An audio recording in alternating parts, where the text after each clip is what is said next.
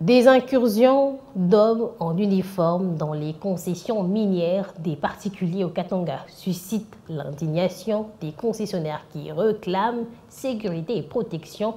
Dans une déclaration faite à la presse, les responsables de ces concessions témoignent de la situation alarmante de leurs ressources pillées par des assaillants prétendant bénéficier de la protection des hautes autorités militaires sans permis d'exploitation ni accord des concessionnaires.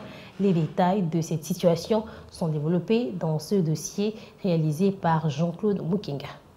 Achetés sous contrat d'amodiation à la GECAMINE, les concessions appartenant au privé dans le Katanga sont aujourd'hui spoliées et exploitées méchamment par les hommes forts qui se déclarent intouchables. Ces derniers utilisent des engins pour une exploitation purement industrielle, parfois qui dévaste l'environnement et plonge dans la précarité la vie des milliers de personnes. Sans permis d'exploitation, encore moins l'accord des concessionnaires, ces envahisseurs, en complicité avec certains services de l'État du secteur minier, qui leur facilitent l'obtention des avis techniques sans suivre la procédure légale, opèrent en toute impunité les ressources, fortement sécurisées par les éléments des FARDC. Il n'y a aucune société sérieuse qui casque des millions, pour ne pas dire des milliards, pour faire des recherches, qui va s'autoriser à ce qu'une coopérative ou un groupe de creuseurs s'installe sur son site avec tous les risques que nous connaissons d'une exploitation artisanale. Et le risque principal, c'est de crémer la mine. Alors, je ne sais pas quel est l'intérêt que la société pourrait avoir d'établir des exploitants artisanaux sur les sites, d'où elle ne tire aucun profit, et parallèlement à ça, allègrement se retrouver en train de casquer des milliards de dollars pour finaliser les rapports donc, de recherche et commencer l'exploitation. Les zones dans lesquelles ils pillent le minerai, les journalistes ne sont pas le bienvenu.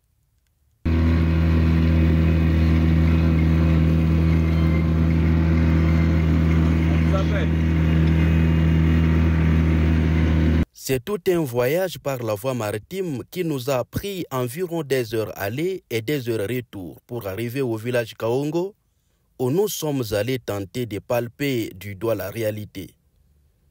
C'est dans le site de Tondo. Il s'agit de la population du village Kaongo qui exploitait tous ces puits d'une manière illicite par manque de zones d'exploitation minière artisanale, parfois pour subvenir à leurs besoins, trouver des intrants agricoles et j'en passe. Hélas, ils sont actuellement sous contrôle des militaires.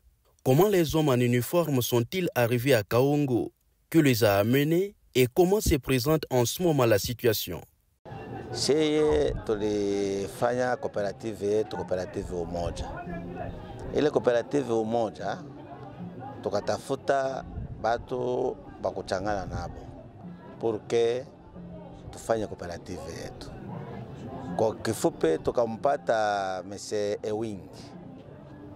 Ule Mese Ewing akasema porque tujiasocie naye kwa ile kazi, il fallait adescendre musiti. Tukafanya nguvu, akalomba makuta. Kisha kulomba makuta, tukatosha makuta $5,000. Muli $5,000 tukampatia. Mzee Wingi akasema, hii makuta niko na faveur moja niko nayo ya kupeleka hii cooperative upesi. Sasa tunaenda na yeye Wingi, tunadescendre mu carrière. Sasa tunadescendre mu carrière Kaongo.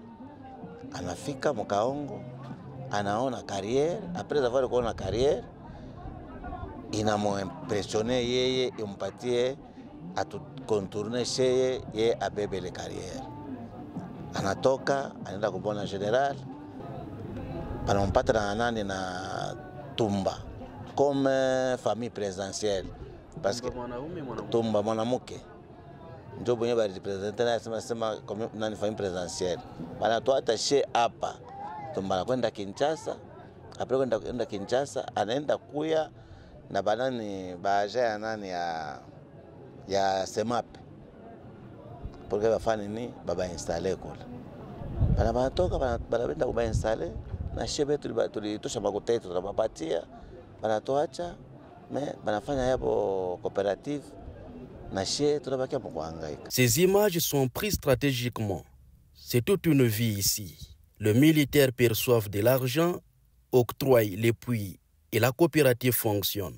Colère de la compagnie minière de Tondo qui regrette de voir tous ces périmètres d'exploitation dépourvus de tous les atouts. Depuis quand le CMAP a reçu le pouvoir d'affecter des coopératives dans les sites miniers, le CMAP constate qu'il y a une exploitation et vient en encadrement, en appui ou en encadrement des exploitants artisanaux. Et généralement, c'est sur ce qu'on peut appeler des zones d'exploitation artisanale et non pas dans un permis d'exploitation d'un privé. La coopérative que vous avez rencontrée, qui d'une part conteste le droit des CMT et de l'autre soutient qu'elle a le droit d'exploiter sur les sites des CMT en vertu d'une note de CMAP. Est-ce que vous a présenté un accord écrit du titulaire du site de Tondo, donc la compagnie minière de Tondo?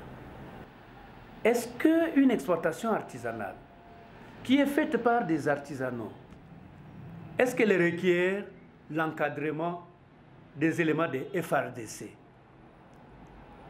Pourquoi alors cette coopérative qui avait tous les documents en ordre s'est accompagnée des militaires des FRDC, des différentes unités? Donc vous devez comprendre qu'il y a la mafia, il y a la fraude à la base de ça. Déplorable de constater que les droits des concessionnaires sont constamment violés et les contrats d'amodiation bafoués par les tout-puissants, estime l'avocat conseil des CMT avant de prendre à témoin les autorités compétentes et solliciter leur implication. Les autorités militaires savent bien pourquoi elles sont dans l'armée. Elles ne sont pas dans l'armée pour commencer à spolier les sites miniers des particuliers ou des sociétés minières. Ces autorités sont là pour encadrer, assurer la protection, la sécurité de tout le monde, y compris des sociétés qui investissent. Et donc la compagnie minière de Tondo a aussi ce droit de bénéficier de la protection de ces autorités.